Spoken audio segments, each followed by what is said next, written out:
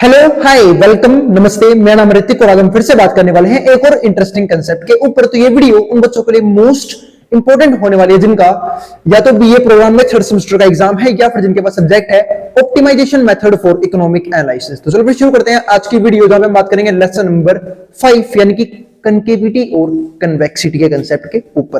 तो जो हमारा कंप्लीट लेसन है, ठीक है, इसमें हम अलग अलग फंक्शंस को रीड आउट करने वाले हैं कि वो कनकेव होते हैं या कन्वेक्स होते हैं। तो भाई अगर वीडियो पसंद आई तो वीडियो को लाइक के बिना मत जाना और चैनल को सब्सक्राइब भी कर देना। और इस कंप्लीट सीरीज के नोट्स बन चुके हैं, जिन बच्चों को नोट्स परचेज करने हैं वो इस नंबर से नोट्स ले सकता है 9667836336। अब शुरू करते हैं आज की वीडियो। देखो यहाँ पे क्या लिखा हुआ है, ठीक है, जो हमारा लेसन नंबर 5 हुआ है कन्वेक्स और कनकेव फंक्शंस के ऊपर, यानी कि जो हम इकोनॉमिक्स में अलग अलग तरह के फंक्शन पढ़ते हैं, चाहे वो कॉस्ट फंक्शन हो, चाहे वो रिवेन्यू फंक्शन हो, प्रोडक्शन फंक्शन हो, प्रॉफिट फंक्शन हो, ये सब कनकेव होते हैं कन्वेक्स होते हैं। कनकेव होते हैं तो उसके रीजन देने हैं, कन्वेक्स होता है तो उसके रीजन देने हैं। हो सकता है सेम फंक्शन कनकेव भी हो कन्वेक्स भी हो, ठीक है, अलग अलग आउटपुट के लेवल्स पे। हमें उन सब चीजों को क्या करना है, चेक करना है इस कंप्लीट लेसन नंबर 5 के अंदर, जो हमारी 3000 वीडियोस में खत्म हो जाएगा और ये उसकी पहली वीडियो है। अब देखो, concave convex and concave functions play a important role, crucial role होता है इनका in economic analysis and modelling. इसका मतलब क्या है कि अगर मुझे इकोनॉमिक एनालिसिस करनी है किसी फंक्शन को लेके, ठीक है, चाहे कोई मॉडल बनाना है। अब मॉडल क्या, यहाँ पे फिल्म स्टार से शूट करवाओगे भाई, अरे नहीं, मॉडल का मतलब होता है भाई प्रॉफिट मॉडल, कॉस्ट मॉडल, कि ऐसा बिजनेस में ऐसा मॉडल, इस मॉडल से अपने फंक्शंस को बढ़ाएंगे, अपने प्रोडक्शन को बढ़ाएंगे कि कॉस्ट कम से कम आए और प्रॉफिट ज्यादा से ज्यादा आए। इस चीज के ऊपर काम करते हैं। अब एक बात और सुन लो, कई बच्चे पता क्या बोलते हैं, भैया आप तो पहले थ्योरी वाले कंसेप्ट करवाते हो, एग्जाम में क्वेश्चंस आएंगे। देखो भाई, मैं दोनों चीजों को लेकर चल रहा हूं, चाहे वो थ्योरी कंसेप्ट हो, क्वेश्चंस आते तो मैं क्वेश्चंस भी करवाता हूं सारे के सारे, क्योंकि एग्जाम में दोनों ही एक्सपेक्ट करके पूछेगा एग्जामिनर। वो न्यूमेरिकल क्वेश्चंस भी देगा और थ्योरी क्वेश्चंस भी पूछेगा, और मैं नहीं चाहता कि आपको दोनों में से किसी भी कहीं पे भी दिक्कत आए। तो जो बोलते हैं क्वेश्चन करवा दिया करो न्यूमेरिकल, उसके भी अलग से वीडियोस आई हैं, मैंने क्वेश्चंस के ऊपर वीडियोस बनाई है साथ साथ कंसेप्ट के। जैसे क्वेश्चंस आए हैं क्वेश्चन के ऊपर वीडियो बनी है, ठीक है, और जैसे ही सीरीज खत्म हो जाएगी तब मैं कम से कम 4 से 5 वीडियो एक्स्ट्रा बनाऊंगा जहां पे हम सिर्फ क्वेश्चंस को डिस्कस करेंगे। वो मैंने हर एक एग्जाम से पहले भी बनाया हुआ है। और 28 तारीख को एग्जाम है, टेंशन लेने की जरूरत नहीं है, 5 दिन है भी हमारे पास, ठीक है, आराम से हमारे सारे टॉपिक कवर हो जाएंगे। अब आगे देखो, तो ये तुम जान गए कि भाई इकोनॉमिक एनालिसिस में कनकेव और कन्वेक्स का काफी क्रूशियल रोल है, ठीक है, और एंड मॉडलिंग में they are used to represent different economic concept. और ये हमारे क्या दिखाते हैं, बहुत सारे इकोनॉमिक कांसेप्ट को भी शो करते हैं और रिलेशनशिप को भी शो करते हैं अलग अलग चीजों के बीच में, ठीक है। अब जो हमारे मेन फंक्शन है वो क्या है, एक तो हो गया यूटिलिटी फंक्शन, क्या होता है अभी बात करूंगा, production function, cost function, demand curve. इन 4 टॉपिक को तो इसी सिंगल वीडियो में बात करनी है। अब पहले समझते हैं भैया यूटिलिटी फंक्शन का मतलब क्या होता है। अगर मैं इकोनॉमिक्स के अंदर, ठीक है, कंज्यूमर्स की बात करूं, क्योंकि दो मेन जो टॉपिक होते हैं, जो दो मेन लड़ाई होती है इकोनॉमिक्स में, होते हैं कंज्यूमर और प्रोड्यूसर के बीच में। प्रोड्यूसर अपना फायदा बढ़ाना चाहता है, कंज्यूमर अपना फायदा बढ़ाना चाहते हैं। तो कंज्यूमर्स जो है वो किसी भी गुड्स या किसी भी सर्विसेज को कंज्यूम करते हैं ताकि उनको क्या मिले, सेटिस्फेक्शन। क्या मैं कोई भी बेकार की सर्विस या बेकार के गुड्स कंज्यूम करना पसंद करूंगा? नहीं, जिससे मुझे सेटिस्फेक्शन मिले ही ना, बिल्कुल नहीं। तो कंज्यूमर क्या सोचता है कि मैं कैसे अपने जो रिसोर्सेज हैं, यानी कि जो उसकी इनकम है, वो अलग अलग गुड्स या सर्विसेज को परचेज करने में खर्च करे कि उसको जो सेटिस्फेक्शन मिलने वाली हो क्या उसे मैक्सिमम हो, ठीक है, कि इससे फालतू सेटिस्फेक्शन लेवल तो मैं अपने इस रिसोर्स के अंदर ले ही नहीं पाऊंगा। तो वो अपने सेटिस्फेक्शन को ऑप्टिमाइज करने की कोशिश करता है। लेकिन बात करूं प्रोड्यूसर की, वो अपने प्रॉफिट को मैक्सिमाइज करने के ऊपर काम करता है, ठीक है, और दोनों को कहीं ना कहीं दिक्कतें आती हैं, हमें वो भी समझनी होंगी, ठीक है। तो ये थी हमारी यूटिलिटी फंक्शन के बारे में छोटी सी बात। देखो क्या लिखा हुआ है यहाँ पे, इंडिविजुअल्स प्रेफरेंस, ठीक है, इंडिविजुअल की प्रेफरेंस कि मुझे कौन से गुड्स या कौन सी सर्विसेज कंज्यूम करनी चाहिए, and satisfaction are represented by utility function. इसको रिप्रेजेंट करने का काम करता है हमारा यूटिलिटी फंक्शन, जिसको हम हिंदी में बोलते हैं उपयोगिता। अगर मैं मार्कर यूज कर रहा हूं, अगर ये चले ही ना तो मेरे लिए बकवास ही है मार्कर, क्या मैं इसे यूज करना पसंद करूंगा? बिल्कुल नहीं। तो हम हमेशा ऐसे गुड्स, चाहे वो मार्कर हो, चाहे ऐसी सर्विसेज कंज्यूम करते हैं जिससे मुझे क्या मिले, फायदा मिले, ठीक है। हाँ, एक सिंपल सी बात है कि कोई अगर बेवकूफ होगा, ठीक है, समझदार कंज्यूमर नहीं होगा, तो वो भाई हो सकता है कंज्यूम करे ऐसे गुड्स या फिर ऐसी सर्विसेज को जिससे उसे सेटिस्फेक्शन ना मिले। अब आगे देखो, concavity. Concavity means that individuals consume. अब यहां पे जो यूटिलिटी फंक्शन होता है ना, कनकेव होता है। क्यों होता है कनकेव, उसको समझते हैं। Concavity means that individuals consume more of a good for additional satisfaction. इसका मतलब क्या है, इसको बोलते हैं मोनोटोनिक प्रेफरेंस। जहां पे कंज्यूमर ये सोचता है कि मेरे पास जितनी गुड्स और जितनी सर्विसेज होंगी मैं उतना ज्यादा ही सेटिस्फाइड रहूंगा, ठीक है। और ये सब हम जानते हैं अपनी लाइफ में कि हम सब कहीं ना कहीं भागते हैं मेटेरियलिस्टिक चीजों के पीछे, चाहे वो गाड़ी हो, बंगला हो, है ना, शौक होता है ना हमारे गाड़ी बंगला, ठीक है। तो हम इन सब चीजों के पीछे भागते हैं, क्यों भागते हैं? क्योंकि हमें क्या चाहिए? सेटिस्फैक्शन। और सेटिस्फैक्शन हम क्या सोचते हैं किससे मिलेगी? जिसके पास जितनी ज्यादा चीज होगी उसको उतना ही ज्यादा क्या मिलेगा? सेटिस्फैक्शन मिलेगा। इसी को बोलते हैं मोनोटोनिक प्रेफरेंस। और इसलिए हमारा जो यूटिलिटी फंक्शन होता है वो क्या होता है? कनकेव होता है। अब आगे देखो, दे gain from each additional unit diminishes. इसका मतलब क्या है? एडिशनल जो यूटिलिटी होती है ना, इसको बोलते हैं हम लोग डिमिनिशिंग मार्जिनल यूटिलिटी। मतलब जो एडिशनल यूनिट से हमें जो यूटिलिटी मिलती है वो हमेशा कम होती रहती है। जैसे एग्जांपल देता हूं इसका, सिंपल सा एक, मान लो कि मैं रनिंग करके आ रहा हूं, मैं पिछले 10 घंटे से भाग ही रहा हूं लगातार, तो मुझे किस चीज की सबसे ज्यादा चाहत होगी? क्या रोटी की? नहीं। दूध की? नहीं। पानी की मेरे भाई, है ना, प्यास लग रही होगी ना भाई, 10 घंटे से भाग रहा हूं, मैं भी थकता हूं इंसान हूं, ठीक है, तो 10 घंटे से भाग रहा हूं तो पानी की चाहत बढ़ रही है। तो जो मुझे 1 गिलास पानी मिलेगा ना, पहला एक गिलास पानी, उसमें तो भाई साहब ऐसा लगेगा अमृत मिल गया मुझे, है ना, सारी सेटिस्फैक्शन यही मिल जाएगी। इसके बाद दूसरा गिलास पीऊंगा फॉर्मेलिटी के लिए कि चलो थोड़ी और प्यास बुझा लेते हैं। तीसरा गिलास पेट भरने के लिए। तो यही इसी तरीके से क्या होता है? सेटिस्फैक्शन देखो, पानी में वही पी रहा हूं, पहले भी 1 गिलास, दूसरा भी 1 ही गिलास था, तीसरा भी 1 ही गिलास था, आई बात समझ में। लेकिन जो मिलने वाली सेटिस्फैक्शन हो क्या हो रही है? कम होती जा रही है ना, लगातार। और कम क्यों हो रही है? क्योंकि अब मैं सिर्फ फॉर्मेलिटी के लिए कंज्यूम कर रहा हूं। जैसे मान लो कि मैं एग्जांपल देता हूं, आप लोग कहीं पे खाना खाने गए तो आपको भूख लगी है बहुत जोर से। जब आप पहला मतलब 1 प्लेट खाना खाओगे तो आपको क्या रहेगा? यार भूख मर गई है, भूख खत्म हो चुकी है, सेटिस्फैक्शन मिलेगी हाई लेवल की। अब जब आप दोबारा कंज्यूम करने जाओगे, ठीक है, तो आपको सेटिस्फैक्शन कम मिलेगी क्योंकि आपकी तो भूख खत्म हो चुकी थी, जिसके लिए आपको उस खाने की चाहत थी। जब तीसरा प्लेट मंगवाओगे हो सकता है आपके दस्त लग जाए, उल्टी पड़ जाए, तो वो होगा डिससेटिस्फैक्शन, है ना, क्योंकि खाना खाया मजा नहीं आया, उल्टा उल्टी हो गई। जैसे कई बार क्या होता है, हम लोग शादी में जाते हैं, हमारे पास ऑप्शंस होते हैं, उत्तरा भाई ये भी खा सकता है, ये भी। वहां तो ऐसे बनते हैं, भाई फास्ट फूड खाएगा खाना खाएगा, पहले बोलते हैं पहले फास्ट फूड खा लेते हैं, खाना तो बाद में खाते रहेंगे, रोटी चावल तुम घर में भी खा लेते हैं। आई बात समझ में? तो मैं क्या कहना चाह रहा हूं, सेटिस्फैक्शन शुरू में बिल्कुल अंत लेवल का मिलता है और बाद में लगातार गिरता हुआ चला जाता है। अब आगे समझते हैं इसी बात को। तो इसी वजह से अगर मैं इस पूरे पॉइंट को दोबारा पढ़ूं तो यूटिलिटी फंक्शन जो है, इंडिविजुअल्स आइदर कनकेव और quasi concave to reflecting diminishing marginal utility. और किसको शो करता है? डिमिनिशिंग मार्जिनल यूटिलिटी, यानी कि एडिशनल मिलने वाली सेटिस्फैक्शन। मार्जिनल का मतलब क्या होता है? एडिशनल मिलने वाली यूटिलिटी लगातार कम होती चली जाती है कंजप्शन के साथ साथ, ठीक है। अब दूसरा पॉइंट समझते हैं, वो है प्रोडक्शन फंक्शन। अब प्रोडक्शन फंक्शन समझते हैं। पहले बात तो प्रोडक्शन फंक्शन का मतलब क्या होता है? जहां पे एक प्रोड्यूसर अपने सारे इनपुट्स को कंबाइन करके, ठीक है, कोई गुड्स या कोई सर्विसेज प्रोड्यूस करने की कोशिश करता है। वो इनपुट्स होते हैं लेबर, कैपिटल, एंटरप्रेन्योर, ठीक है, और हमारा क्या हो सकता है? मशीनरी वगैरह यूज करता है, जो भी इनपुट यूज करता है, ठीक है, मेनली 4 ही होते हैं। अब आगे देखो यहां पे, तो describe how inputs such as labour and capital are combined. मतलब किस तरीके से, मतलब हमें कितनी लेबर यूज करनी चाहिए, कितनी कैपिटल यूज करनी चाहिए, are combined to produce output in an economy, कि वो अपनी इकोनॉमी में अपने कुछ आउटपुट प्रोड्यूस कर सके। ज्यादा मशीनें यूज करेगा तब भी खतरनाक होगा, ज्यादा लेबर यूज करेगा तब भी खतरनाक होगा। यानी कि हम एक्सट्रीम में किसी भी चीज को यूज नहीं कर सकते, हमें एक लेवल ढूंढना पड़ेगा जहां पे प्रॉफिट क्या हो, मैक्सिमाइज कर पाए। कौन? वो बिजनेस, ठीक है। अब आगे देखते हैं इसी पॉइंट को। अब एक कन्वेक्स होता है। कन्वेक्स प्रोडक्शन फंक्शन क्या शो करता है? Increasing returns to a scale. जिनको नहीं पता उनको समझा देता हूं, increasing returns to a scale क्या होता है, ठीक है। अब इसके लिए एक छोटा सा ग्राफ बनाता हूं मैं, ठीक है। ये बढ़ रहा है, इसको बोलते हैं इंक्रीजिंग रेट से बढ़ना, फिर डिक्रीजिंग रेट से बढ़ना और फिर गिरना शुरू कर देना। अगर आप इस ग्राफ को ध्यान से समझो तो इकोनॉमिक्स में 3 तरह के ग्राफ यूज किए जाते हैं। एक तो मैं अगर बात करूं, एक तो होता है यू, जो हमारा बनता है यू, इसको बोलते हैं इंक्रीजिंग रेट से बढ़ना। मतलब कोई चीज बढ़ तो रही है लेकिन वो बढ़ रही है इंक्रीजिंग रेट से। एक होता है कांस्टेंट रेट से बढ़ना, कि सेम रेट से बढ़ रहा है, ये देखो कांस्टेंट रेट से बढ़ना। इसके अलावा एक और एग्जांपल दूं तो ये से बोलते हैं डिक्रीजिंग रेट से बढ़ना, ये देखो ये।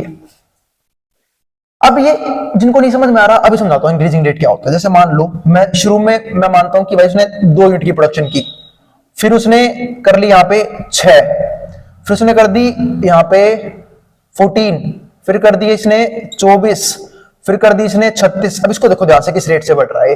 अगर मैं रेट चेक करूं, पहले बढ़ा 4 से, ठीक है, मतलब जब जब मैं या तो लेबर की एडिशनल क्वांटिटी यूज कर रहा हूं या मशीनरी एडिशनल लेवल पे यूज कर रहा हूं, तो प्रोडक्शन इस लेवल पे बढ़ रहा है। पहली प्रोडक्शन हुई 2 यूनिट की, फिर 4 से बढ़ गया, 6 यूनिट की प्रोडक्शन हुई, फिर कितने से बढ़ गई, 8 से, फिर बढ़ी किससे, 10 से, फिर किससे बढ़ी, 12 से। यानी कि बढ़ तो रही है लेकिन बार बार इंक्रीज करके बढ़ रही है। ऐसा बोलते हैं इंक्रीजिंग रेट से बढ़ना। एक होता है कांस्टेंट रेट से बढ़ना, जैसे आप लोगों ने पढ़ा होगा ना 10th क्लास में एपी, ठीक है, एपी आप लोगों ने 10th में पढ़ी थी, कांस्टेंट जिसे हम बोलते थे, जहां पे कॉमन डिफरेंस सेम होता था, मैथ्स में पढ़ा था आप लोगों ने एपी।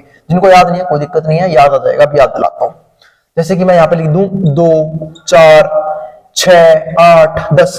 देखो बार बार जो प्रोडक्शन है वो सेम लेवल पे बढ़ रहा है, सेम लेवल से। पहले 2 से बड़ा 4 हो गया, फिर 2 से बड़ा 6 हो गया, फिर 2 से बड़ा 8 हो गया, फिर 2 से बड़ा 10 हो गया। इसे बोलते हैं प्रोडक्शन का सेम लेवल से बढ़ना।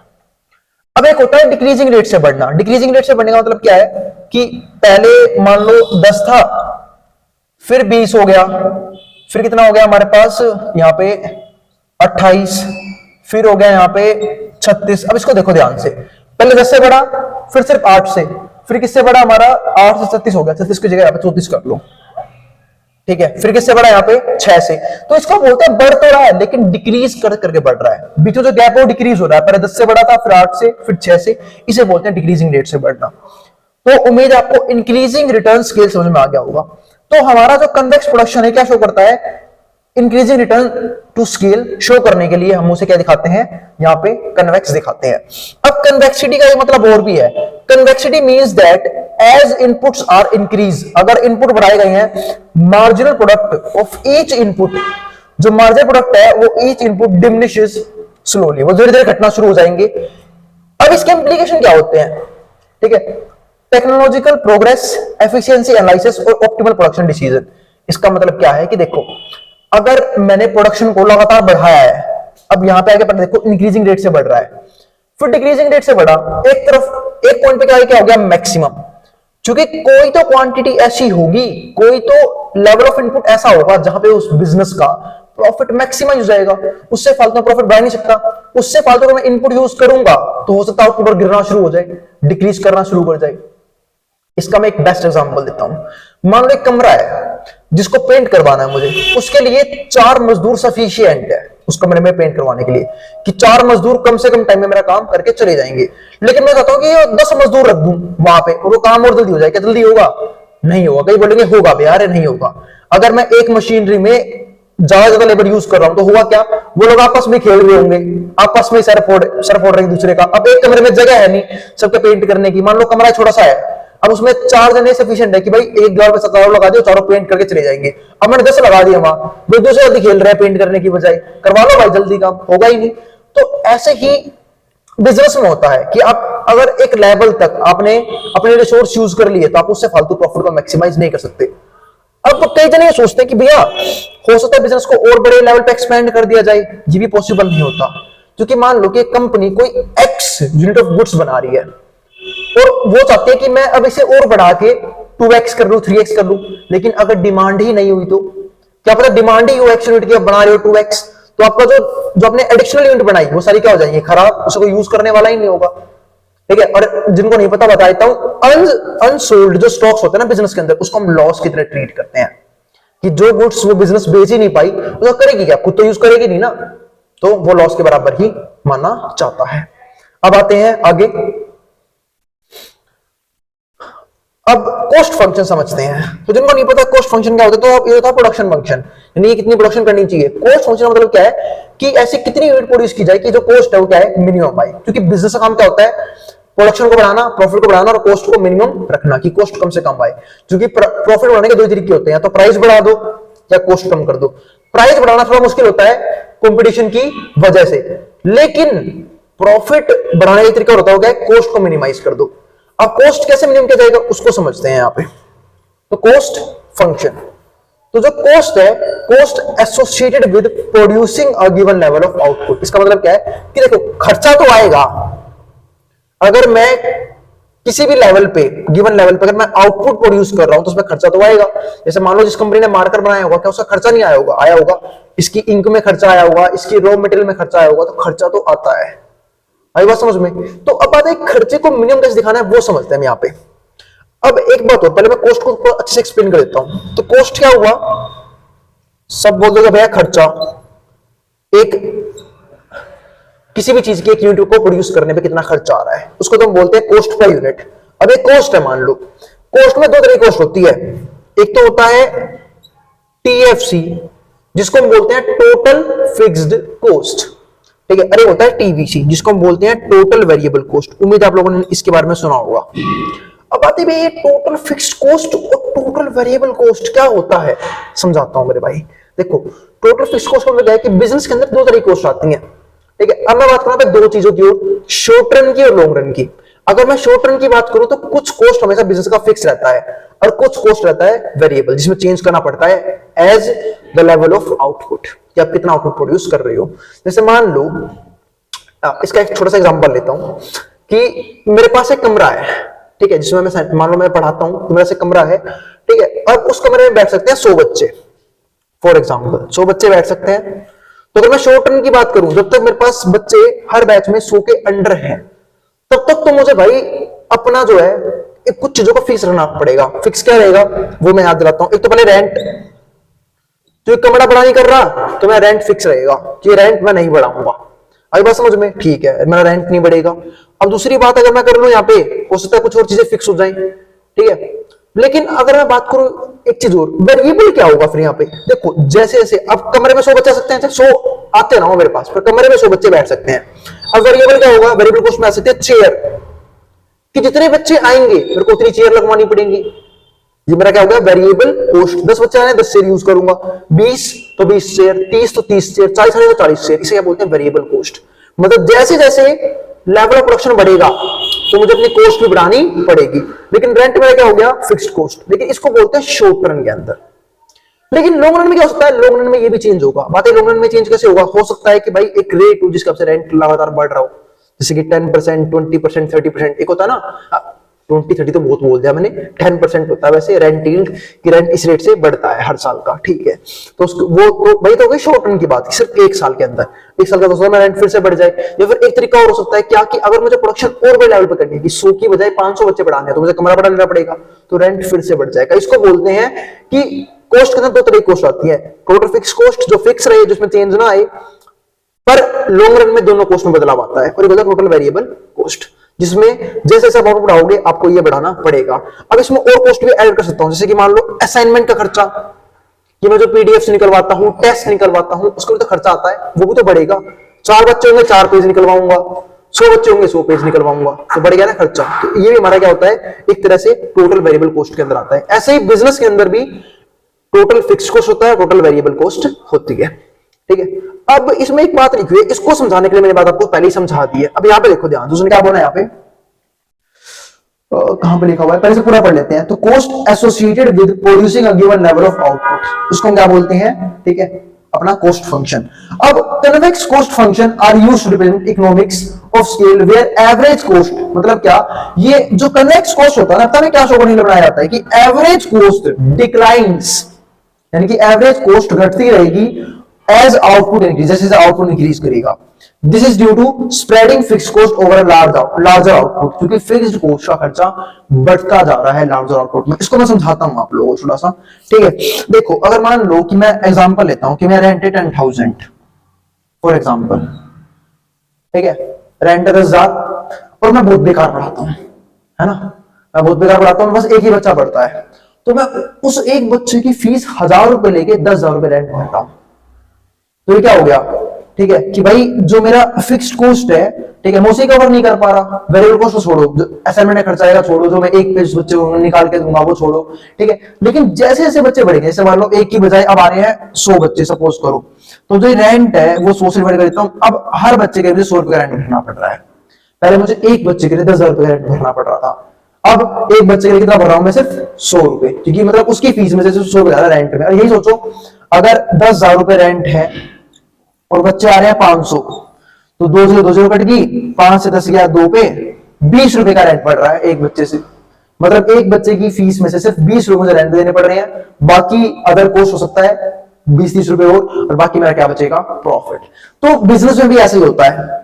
अगर टीएफसी शुरू में बहुत बड़ा होता है, टोटल फिक्स कॉस्ट, जो कि हो सकता है रेंट का खर्चा हो सकता है, कैपिटल मशीनरी यूज करिए बहुत बड़ी बड़ी, उसके ऊपर खर्चा हो सकता है, ठीक है। लेकिन जैसे जैसे लेवल ऑफ आउटपुट हम बढ़ाते हैं तो उसकी वजह से टीएफसी है वो डिवाइड होके, क्योंकि तो फिक्स है, वो डिवाइड होके बहुत कम हो जाता है। तो इसलिए हमारा लॉन्ग रन, अगर मैं बात करूं यहाँ पे, ठीक है, जो हमारा कोस्ट फंक्शन है वो कन्वेक्स होता है। तो ध्यान रखना, हमारा कोस्ट फंक्शन कन्वेक्स कब बनेगा, जब हमारा टीएफसी यानी कि जो हमारा एवरेज कोस्ट है वो डिक्लाइन करता चला जाएगा। अब इसका आगे देखो, कन्वेक्सिटी के ओरिजिन हो रहे हैं फर्म्स। अब ये हमें क्या क्या चीजें शो कर सकती हैं, एक तो फर्म कोस्ट बिहेवियर, कि फर्म का कोस्ट बिहेवियर कैसा है।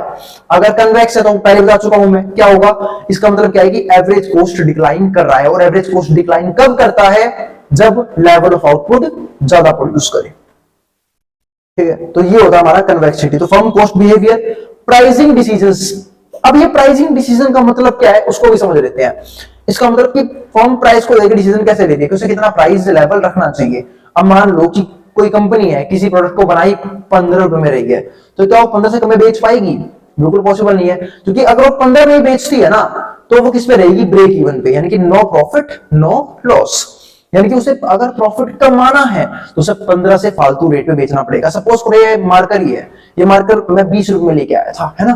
तो मान लो अगर ये मार्कर 15 रुपए में बनाया जाता है, तो कंपनी को अगर प्रॉफिट कमाना है तो इसे 15 से फालतू में ही बेचना पड़ेगा, और जितना ज्यादा गैप रहेगा प्रॉफिट भी उतना बड़ा होगा, ठीक है। लेकिन प्राइस को डिटरमाइन करते वक्त उसे मार्केट से भी, अपने कॉम्पिटिटर का भी ध्यान रखना पड़ता है। सपोज करो अगर कंपनी ने मार्कर 25 रुपया कर दिया ताकि 10 रुपए पर मार्कर प्रॉफिट कमा सके, लेकिन कोई और कंपनी है जो इसे 20 रुपए में बेच रही है, सेम मार्कर सेम क्वालिटी, ठीक है, तो कंपनी को लॉस हो सकता है। क्यों, क्योंकि जो उसके कंज्यूमर्स हैं वो सब्स्टिट्यूट करेंगे खुद को दूसरे कंपनी के पास जो उसे सस्ते में वही सेम चीज प्रोवाइड कर रहा है। अब आगे समझते हैं। तो ये तो क्या, प्राइसिंग डिसीजंस। दूसरा आता है इंडस्ट्री स्ट्रक्चर एनालिसिस, की इंडस्ट्री का स्ट्रक्चर किस लेवल का है उसको भी एनालाइज कर सकते हैं इससे। इसके ऊपर हम बात करेंगे आने वाली वीडियोस में, ठीक है। अब चलते हैं इस वीडियो के आखिरी कंसेप्ट यानी कि डिमांड कर्व के ऊपर। उम्मीद है वीडियो ज्यादा लंबी नहीं हुई है और आप लोग बोर भी नहीं हो रहे हो। अब समझते हैं डिमांड कर्व को। डिमांड कर्व यानी कि लॉ ऑफ डिमांड जो शो करता है। हम सब जानते हैं डिमांड कर्व क्या है, ठीक है, एक तरह से डिक्रीज करता रहता है, डिक्लाइन करता रहता है। अब ऐसा क्यों होता है, उसका भी रीजन है, क्योंकि प्राइस और डिमांड में, क्वांटिटी डिमांड में इनवर्स रिलेशन होता है। अगर प्राइस बढ़ाऊंगा डिमांड कम हो जाएगी, प्राइस घटाऊंगा डिमांड बढ़ जाएगी। इसकी वजह से इसका स्लोप होता है वो नेगेटिव होता है, डिमांड कर्व का स्लोप। लेकिन अब कुछ चीजें और समझते हैं डिमांड कर्व के बारे में जो आप लोगों ने अब तक नहीं पढ़ी थी, इसको भी समझ लेते हैं। तो demand curves are assume to be convex. इसको हम कन्वेक्स कब कहते हैं, at individual consumer level, at global aggregate level. यानी कि या तो इंडिविजुअल कंज्यूमर के केस में, कैसे कहते हैं अभी समझाऊंगा मैं इसे, ठीक है, और ग्लोबल एग्रीगेट लेवल के केस में। यानी कि डिमांड भी दो तरह की होती है, एक तो होती है सिंगल इंडिविजुअल की डिमांड, एक होती है मार्केट की डिमांड, एक होती है एग्रीगेट डिमांड, यानी कि पूरी इकोनॉमी में क्या डिमांड चल रही है। अगर इसको आगे समझे हम, convexity means implies that as price decreases. देखो हम सब जानते हैं कि अगर प्राइस घटे हैं तो कंज्यूमर की परचेजिंग पावर बढ़ेगी, ठीक है। लेकिन एक बात ध्यान रखना, the quantity demanded increases at a decreasing rate. मतलब कन्वेक्शन का मतलब क्या होता है कि जो हम क्वांटिटी डिमांड बढ़ाएंगे ना वो डिक्रीजिंग रेट से बढ़ाएंगे।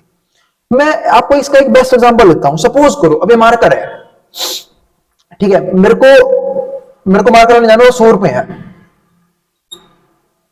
100 रुपए है मेरे पास मार्कर लेने के लिए, और मार्कर है 20 रुपए का, तो मैं कितने मार्कर लेके पाऊंगा, 5 मार्कर, ठीक है। दिख रहा है पता नहीं मुझे, ध्यान देख लेना, एक बार रुक जाओ ऊपर लिखवा देता हूं। सपोज करो मेरे पास 100 रुपए है, ठीक है, और एक मार्कर 20 रुपए का आता है, और अगर एक मार्कर 20 रुपए का है तो मैं 5 मार्कर लेके आ पाऊंगा जिसकी मुझे जरूरत है, ठीक है। मैं 5 मार्कर ले आया, काम खत्म हो गया। लेकिन एक सिंपल सी बात है, मान लो कि मार्कर के प्राइस घट गई एकदम से, 10 रुपए कर दिए, तो मैं 10 मार्कर लेके आ पाऊंगा। क्या मैं 10 मार्कर लेके आऊं, क्या मुझे पागल कुत्ते ने काटा मैं 10 मार्कर लेके आऊं, क्यों लेके आऊं भाई 10 मार्कर। एक लॉजिक वाली बात करते हैं यहाँ पे भाई, अगर मान लो प्राइस किसी चीज कम भी हो गई तो मैं जरूरी थोड़ा कि वही चीज कंज्यूम करूं बार बार जिसकी जरूरत ही नहीं है मुझे।